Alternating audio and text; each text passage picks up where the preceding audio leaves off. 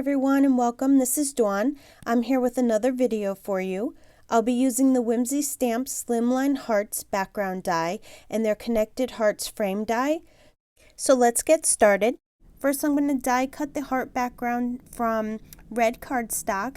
Then I'm just going to take all the red heart cutouts and put them in a container because this background die makes so many hearts that can be used on a lot of other projects.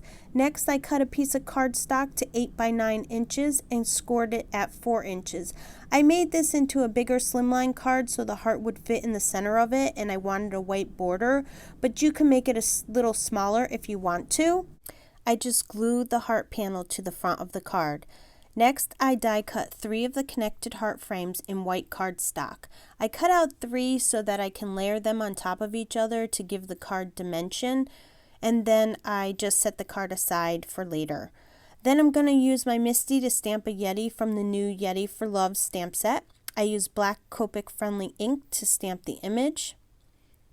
And now I'm going to color in my Yeti using Copic markers. I use BG02 for his face, hands, and feet. I'm not the best at Copic coloring. I just do what I like. I do my best with shading and highlights.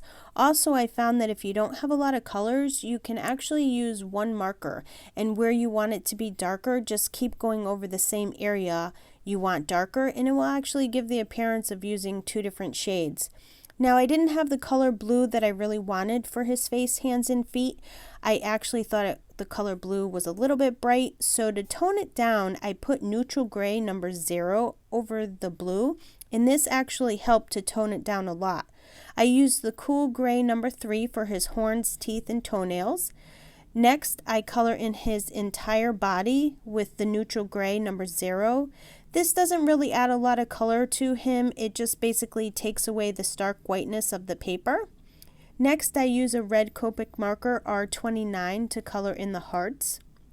I make stripes on one heart and I put dots on 2 of the hearts, and then I color in 2 of the hearts with a solid red.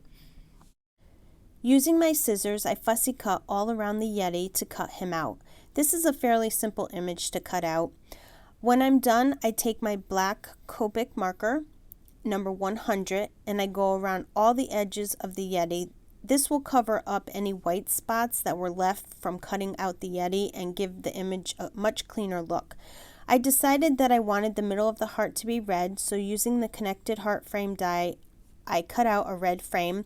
Then I took the middle of the red heart so I could put it in the middle of the white frame. Once I decide where I want the Yeti and the heart to go, I glue the framed heart to the front of the card. Then I need to raise the Yeti up because the white frame is 3 layers and the Yeti doesn't fit perfectly in the middle. So I put foam tape on the back of the Yeti and make it level with the heart frame.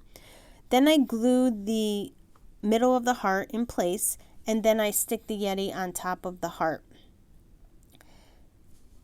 Next, I stamped Yeti for Love on a strip of cardstock and stuck foam tape to the back of it and adhered it to the card.